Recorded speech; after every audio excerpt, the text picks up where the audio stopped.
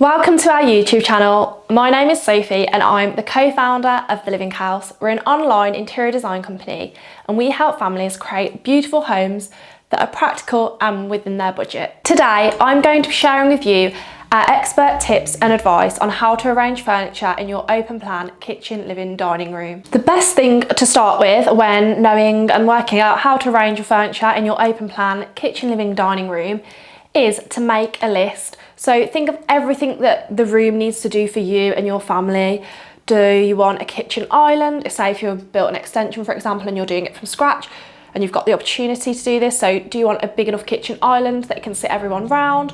Are you going to have a smaller dining area because of this? Or how many people do you want to seat in the dining area? How many people do you want to seat in the living room section?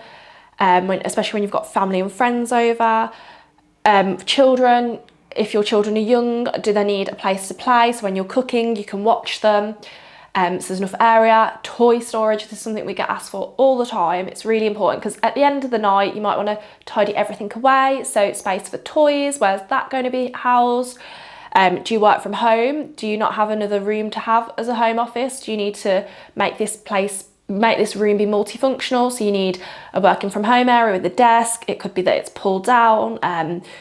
It's in the alcove. Lots of different factors you need to think about firstly, and the priorities you need from this room and how it's going to work for you and your family. So make a list and then put all your priorities down and work from there. And it may be that you need to lose a couple because the room just isn't big enough, but you've got that list to start with and you've got a plan of action. If you are loving our interior top tips and advice we're sharing with you on our YouTube channel, don't forget to subscribe. Layout is really important in any room, but especially in open plan. It's something we always start with when designing any room at the Living House for our customers. It is the start of everything. So think about creating zones and how you want the space to function, which you should have had from if you've done the list I mentioned previously of what you want and the priorities you need for the room. So zoning is all about defining those areas, but it is important to still make the space feel like it flows as well and not have places sectioned off. You can zone the areas using rugs, which are really helpful. We love rugs at the Living House. We feel like once we put a rug in, the design is good. And then traffic flow as well. So you don't want to create a space. You've got a lovely open plan big room and then you cram it full of furniture and it almost feels like it's small and you can't easily get around it, especially if you've got children. You don't want them knocking into the side tables, the coffee table, and then before you know it, your lovely lamp or plant is on the floor.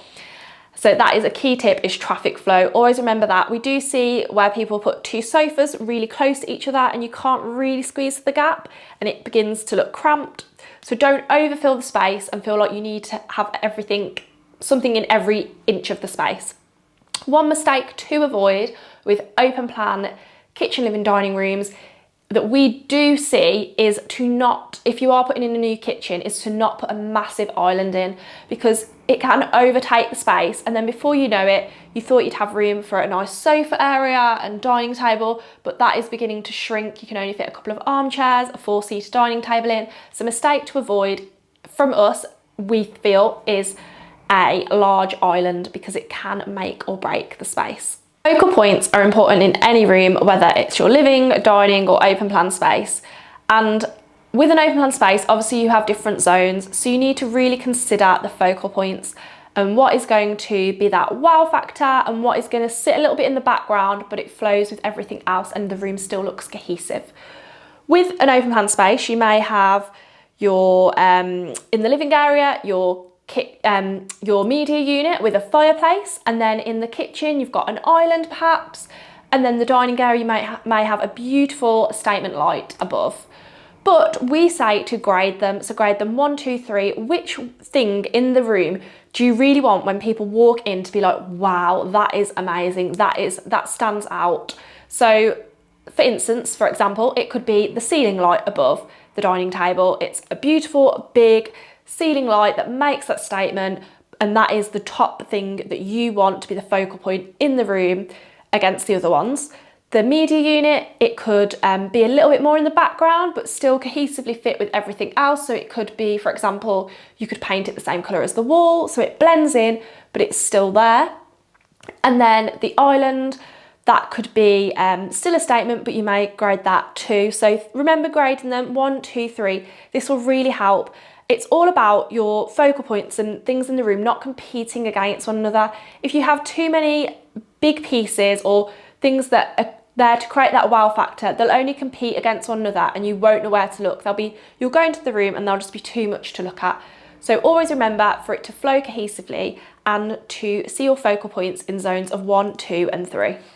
Your open plan kitchen, living, dining room will most likely be the hub of your home. It will be where everyone comes to, the household, but also when you have family and friends over, it'll be that room where everyone interacts and probably the room you're entertaining.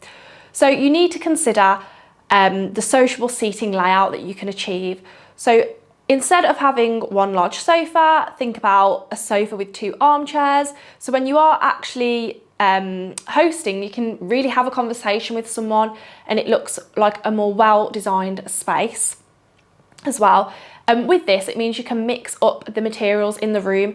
So with the armchairs, you could go for a wooden design with the wooden arms and upholstered seat, or you could go for a more slouchy design and then a different fabric in the sofa. So it creates a much more well-designed look.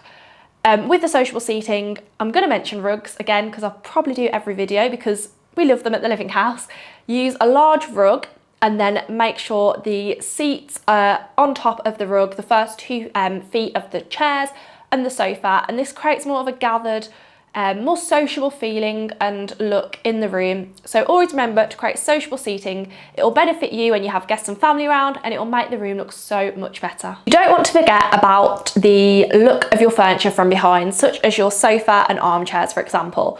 Because these, when in an open plan room, they probably will be on show. You're not going to have them against the walls, even though, top tip, please don't push your sofa against the wall, leave at least a bit of a gap. So think about how they look from behind. It could be that you put a console table or a sideboard behind the sofa. This really helps to zone the room as well, especially in a long room, it really helps. And then you could place a couple of lamps on the sideboard or console table. Bear in mind, obviously, plug sockets. You don't want a cable trailing all the way across the room. Wouldn't be a good idea. So depending on what stage you're at with your room, you could install floor sockets to plug in any lamps. And also it works great when you do have children and they have the devices now and you want to sit on and yourself, you want to sit on the sofa and charge your phone. Great to have a floor socket. But if you can't have that, for lighting, there is some great LED bulbs that you can get now. Just pop in the bulb and it's powered by a remote control instead, battery operated, and then obviously you're probably thinking about the wire. You can simply cut that off or hide it depending on what the base is of the lamp. So always remember the back of your furniture and what that will look like in the open plan space. In your open plan room, please keep the flooring the same. This is something our customers will ask us, or we'll get messaged on Instagram. Should you go for different flooring in an open plan area because it's so big? No. Keep it all the same. It will create continuity, a flow, it will look more cohesive, because you don't want to, you've not made an open plan space or moved into a house with that to then make it feel like it's not open plan and to section it off. You've made it open plan, you've moved into that house with an open plan space for a reason, so make it feel open plan. Always go for the same flooring throughout. It will look seamless, timeless, and it is always the best option. I hope you've enjoyed this video and all the tips we've shared for how to arrange furniture in your open plan kitchen, living, dining room. Make sure you subscribe to our channel. We'll be sharing lots more tips and advice, all obviously interior design related, that you can use for your family home.